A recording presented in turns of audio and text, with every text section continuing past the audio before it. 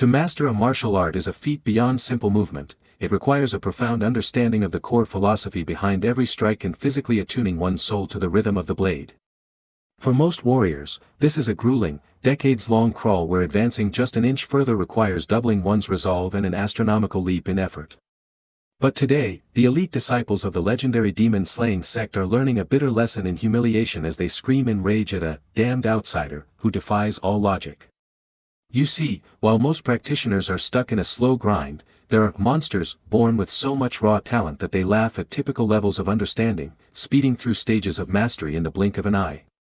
This outsider is none other than Director Kim, and he hasn't just joined the great sect of Seokyung City, he's dismantled it. Across the training grounds, the direct disciples of this prestigious organization lie broken and groaning in the dirt, unable to touch him. The sect elders are in a state of absolute, tooth-grinding fury. Reaching the rank of first rate usually requires the collaborative efforts of many skilled masters over a lifetime, yet Kim has achieved it in just 6 months. To the elders, this isn't just talent, it's an insult to their legacy. Fearing the world will say their tradition has kneeled to a single man, the order is roared, capture him now. The sect is thrown into total chaos as orange-clad disciples swarm the multi-tiered balconies of the compound to blockade the building. In the middle of this madness, Director Kim is imprisoned in his quarters, officially suspected of being a spy for another sect. Even poor deputy manager Seo was snatched up by guards while he was simply shopping at the market. Inside their gilded cage, Seo is a nervous wreck, reminding Kim that in martial arts novels, suspected spies usually have their chi cores destroyed or their energy flow cut off permanently. But Kim? He's as calm as a still lake, whistling his blade through the air in the center of the room. He stops his swing mid-air, the cold steel reflecting his focused gaze as he admits he can feel it, he is approaching the wall. He believes that if he can just cross it, he will advance to the next realm of power. Seo can only stare in disbelief, thinking, what a monster. Kim has only been a first-rate master for a few days and he's already knocking on the door of the martial peak. This is the realm of legends, the sect leaders and high elders who are known as absolute masters. In the entire nation of Yenhua, there are only about 1,000 people at this level, and for most, it is the absolute final stage a human can attain. Seo realizes his assumptions were wrong. By bringing Kim here, he has accelerated the birth of the world's greatest swordsman by 40 years, not 30. 7 days of tense house arrest pass. Inside the room, the atmosphere suddenly shifts. Kim sits in deep meditation, surrounded by a swirling vortex of azure energy as 3 ethereal lotuses bloom above him. This is the flower of Qi, a phenomenon known as 3 flowers gather at the summit that only appears to those at the absolute peak. As Kim slowly exhales a mist of glowing blue breath, he declares that he has crossed the barrier and is no longer scared of the demon-slaying sect leader. The moment of peace is shattered as heavy footsteps echo outside. A high-ranking official steps in with a mocking huff, ordering the guards to restrain them. They claim to have proof. They overheard the 2 speaking in a code-like language, which was actually just their native Korean. But before the guards can even touch them, Kim's hand blurs to his hilt. With a blinding flash of light and a scream of steel, Kim parries the incoming strikes, ready to show the demon-slaying sect exactly what happens when you try to cage a god. Director Kim lets out a long, weary sigh, blood splattered across his cheek and his orange sect robes as he reflects on the destruction of his very first sect. Behind him, a massive, muscular disciple with a goatee trembles with pure, unadulterated rage, raising his sword high as he bellows, how dare you. But Kim is already a blur of lethal motion, his blade sweeping through the traditional hall in a wide arc that sends blood spraying and disciples flying back with sickening syuak and kwajejek sounds. The survivors erupt into a full-blown panic, screaming that they are facing a peak-level martial artist as they scramble to run and inform their sect leader. Standing in the center of the now quiet, blood-stained blue carpet, Kim calmly addresses Eun-hyun, stating his intent to visit other sects and continue his training.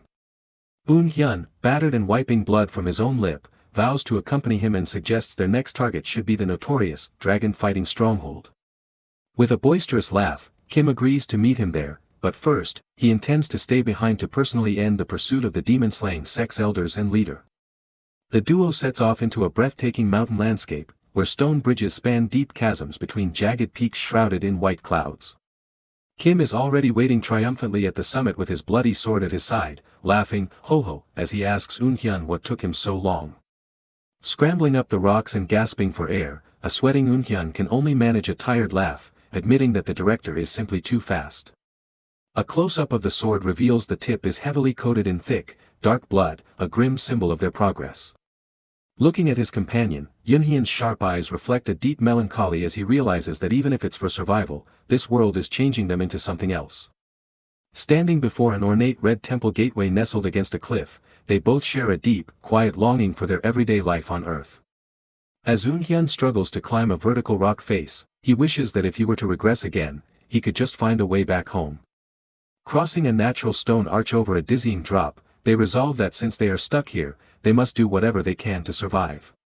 Their conquest begins in earnest as Kim takes over the dragon-fighting stronghold by force, standing tall before kneeling disciples in a hall lit by flickering torches. For the next 2 years, they tour the regions of Manhwa, with a cloaked Kim carrying a massive blade to defeat various sects. By the 3rd year, the legendary status of the outsider is sealed as the wooden emblems of every major sect lie smashed in the dirt. 7 years later, the bond between the two men has transcended the corporate hierarchy, as they live together in a massive, beautiful palace complex built into a lush mountain. Kim presents a special blue-bound manual to Eun-hyun, revealing he has created a custom martial art specifically for him called the Severing Mountain Sword. Standing on a quiet balcony, Kim expresses his hope that Eun-hyun will inherit a will that can cut down mountains and reach the martial peak alongside him. Eun-hyun's eyes widen with excitement as he reads about the Dragon Vein QI method, realizing this is true, first-rate martial arts. But then, a massive problem arises. During training, Eun-hyun is suddenly blasted backward through the air, flailing as his wooden practice staff flies away in a SYUDUDUK impact. Kim stands over him with a disappointed sigh, while a bruised Eun-hyun rubs his back and groans in pain. To a backdrop of psychological thunder, Kim delivers the brutal truth: Eun-hyun has absolutely no talent. Eun-hyun clutches his head in horror as the jagged text confirms his talent is absolutely terrible. Despite being taught one-on-one by the best artist under the heavens for an entire year, a frustrated Eun-hyun can barely even reach the rank of third-rate. Standing in the courtyard, a resigned Kim agrees that talent varies, while Eun-hyun desperately suggests he might at least have some skill in medicine. They look up at their massive pagoda under the bright blue sky, accepting the philosophical truth that people are simply talented in different areas. A full decade passes until one fateful day. Peering through a sliding door at night, Eun-hyun witnesses something that defies all logic. Inside the dark room, Kim is sitting in a meditative posture, surrounded by a humming blue light and 7 glowing orbs of energy. Eun-hyun realizes he is seeing a legend made flesh, the ultimate stage where 5 energies converge to the origin. The energy reaches a breaking point as Kim lets out a soundless roar, his eyes turning into twin beacons of white light. A close-up of Kim's hand shows the skin glowing golden orange as blue veins of chi pulse beneath the surface, accompanied by a sickening TTOK sound. Kim arches his back in the center of the celestial light, his old skin sloughing away as his entire skeleton is restructured. A massive, circular shockwave of golden radiance erupts from Kim, shattering the windows and rattling the entire building while Eun-hyun shields his eyes. As the dust settles, a shocked Eun-hyun blinks at the silhouette, tentatively calling out, "Young-hoon." A boisterous laugh rings out as a youthful, handsome version of Young-hoon grins with a single lock of long hair falling over his shoulder. Shirtless and showing off an impossibly toned physique crackling with blue lightning, the transformed master asks why Eun-hyun looks so surprised.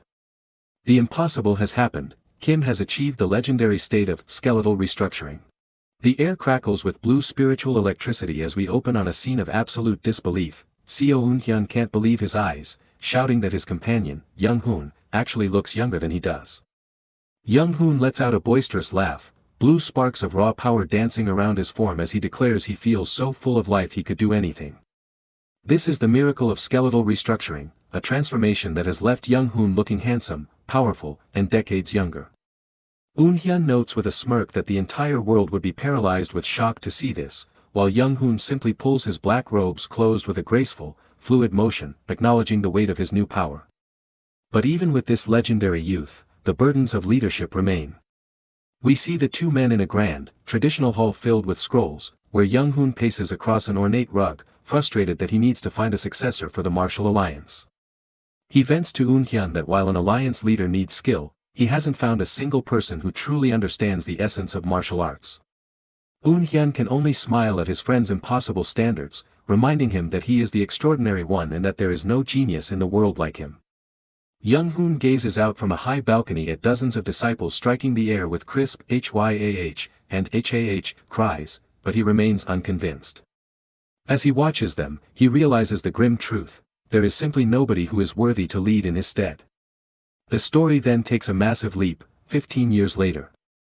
We see a magnificent, multi-tiered pagoda manor nestled against the mountains, but the tone has shifted to one of quiet reflection. A calligraphy brush moves across parchment with a soft SUK sound as Eun-hyun reflects on the 35 years that have passed since they first started their lives on the ascension path. Now in his mid-60s, Eun-hyun sits at his desk with silver hair and a matching beard, the elegance of his gold and black robes masking the heavy realization of his own mortality. His thoughts drift to his old friend. What is young Eun-hyun doing? He remembers the day Young-hoon left. Only a single year after his restructuring, he passed the position of alliance leader to a successor and vanished. Young-hoon claimed he wanted to travel Yenghwa more, but he never even showed up for Eun-hyun's retirement ceremony. Now, Eun-hyun wanders the stone courtyard of the massive manor he bought with his retirement funds, his footsteps echoing in the silence. He sighs, realizing the estate is far too big and quiet to live in alone. Suddenly, the silence is shattered. A sharp rustle, BUSURUK, erupts from the garden bushes. Eun-hyun snaps to attention, shouting, "Who's there?" as a man in tattered black robes staggers into view, gasping for air and leaning on a sword for support. Eun-hyun freezes in total shock, whispering, "Why young Eun-hyun?" Young-hoon looks ancient and worn, his face streaked with blood as Eun-hyun frantically asks what happened and where he has been. But Young-hoon's strength fails him, and he collapses face first into the grass with a wet "Sichopok" sound. Lying in the dirt, Young-hoon gazes up at the sky and whispers that he truly believes he was blessed with a gift in martial arts. Eun-hyun kneels beside his brother under the shadow of a massive ancient tree, agreeing that if Young-hoon isn't a genius, no one is. Young-hoon acknowledges that among ordinary mortals, no one can match his talent, prompting Eun-hyun to laugh and call him the strongest man underneath the heavens. But then, the atmosphere turns ice cold. Young-hoon looks up with a haunting gaze and drops a bombshell: "I fought a cultivator." A dark flashback takes us back 35 years to those flying monsters who kidnapped their co-workers in a storm of lightning and divine power. Cultivators. These beings manipulate the entire country from the shadows of Yenghwa's royal palace, and as the martial alliance's influence grew, they began to direct their cold attention toward the organization. Young-hoon was forced to follow their orders to protect the alliance, a compromise that eventually led him to give up his position so he could duel them as an individual. He spent years scouring Yenghwa, but the cultivators were difficult to find and often ignored him, using illusions to flee because they felt a mortal wasn't worth fighting. But 5 years ago, he finally managed to secure a duel. Eun-hyun asks with desperate hope, "Did you win?" and Young-hoon gives a simple, chilling answer: "I did." He put his life on the line to fight a cultivator of the chi-building stage, trembling as he recalls the intensity of the battle. But then comes the crushing reality: despite his victory, Young-hoon admits he barely managed to make a small cut on the cultivator's fingertip. In the face of the gods, the world's strongest martial artist had barely left a scratch. The atmosphere in the quiet garden turns ice cold as a single, jagged question mark hangs over the aged Seo Eun-hyun. His eyes are wide with a shock that mirrors every wrinkle on his face, as he stares at the man who was once his director. Young-hoon begins to recount a duel that defies all mortal logic, and as he speaks, we see a dark, smirking silhouette of a cultivator wreathed in hellish flames. This monster was so arrogant that he claimed a single scratch would constitute his total defeat, meaning that while Young-hoon technically won, the victory feels like a hollow curse. Desperate for some shred of hope, Eun-hyun asks if this chi-building master is at least one of the 10 strongest beings in the world. But the answer is a hammer blow that shatters his reality. Young-hoon looks back with a soul-crushing gaze and reveals that chi-building is actually the second lowest stage in the entire world of cultivation. To the gods of this realm, a peak-level mortal martial artist is equivalent to a mere second-rate amateur. Eun-hyun's world collapses into a swirl of psychological chaos as he gasps, "What nonsense." He reflects on how, through 2 separate lifetimes, he always knew cultivators were ridiculous, but he truly believed Young-hoon had finally reached the heavens. We see a vision of Young-hoon's impossible feats, a man who could literally walk on nothingness, suspended in the sky, and cleave through entire stone buildings and steel as if they were soft tofu. Yet, even this genius could only manage to barely nip the finger of a bottom-rate cultivator. Standing in the sunlight of the garden, Eun-hyun admits the bitter truth: he was just a frog in a well. He describes cultivators not as warriors, but as living natural disasters that no human can hope to face. As Eun-hyun trembles with a sob he can barely suppress, Eun-hyun reaches for his chest, a slow, deliberate movement that signals one final revelation. He pulls back his dark robe to show his blood-stained hand, revealing that today, he actually managed to cut off the cultivator's entire hand. For a split second, Eun-hyun's face lights up. Did mortal martial arts finally surpass the divine? But the hope is instantly crushed. "No," Eun-hyun says, his face half-shrouded in shadow. The cultivator simply slapped a paper talisman on the stump, and his hand grew back in seconds. Realizing he has hit the absolute limit of his martial arts, Eun-hyun stands up, leaning on his blade, and delivers the final blow: he is here to say goodbye. The cultivator, impressed by Eun-hyun's iron willpower, has offered to accept him into a cultivation sect. Eun-hyun smiles a sad, bittersweet smile, knowing he will have to start again from the absolute bottom of a new world. Eun-hyun is bewildered. How can a mortal cultivate without a spiritual root? Eun-hyun explains the ultimate secret: for a regular mortal, reaching the stage of 5 energies converging to the origin, is the equivalent of forging your own 5-element spiritual root through sheer, bloody-minded effort. Suddenly, a massive plume of dark purple and black energy erupts from Eun-hyun's blade with a violent syua. He begins to walk away, his figure blurring as he vanishes into the mist to aim for a higher stage. Before he's gone, he turns back one last time with a kind smile, offering a thick golden scroll as a final gift. With a simple, heavy, "Stay safe," the strongest man on earth is gone. Eun-hyun is left alone in the empty garden, clutching the scroll and screaming for a brother who will never answer. The gift is titled The Record of Transcending Cultivation and Exhausting Martial Arts, Eun-hyun's attempt to use mortal steel to surpass the gods. But as time passes in a cold, white flash, the fire of youth fades. We see a close-up of a blood-stained beard as Eun-hyun coughs violently, "Kullok. Kullok." After 50 years in this world, the ultimate irony has returned. Despite all his wealth and the grand, silk-draped bed he now lies in, Eun-hyun is dying of a common cold, just like his very first life. No matter how hard a human struggles, they cannot escape it. Eun-hyun spent his life pushed to the limit, too busy to even think of marriage, all to avoid the regrets of his past. He united the Manhwa martial sects and gained more fame and wealth than any mortal could dream of, yet he lies powerless in his massive, empty manor. As a single tear rolls down his aged, wrinkled cheek, he wonders if they could have reached the sky if they had just struggled a little harder. His body quakes with the crushing weight of his own insignificance. With the screen fading into a pitch-black void, his final, bitter thought is, "What a disappointment." And with that final breath, the second regression of Seo Eun-hyun comes to its cold, inevitable end.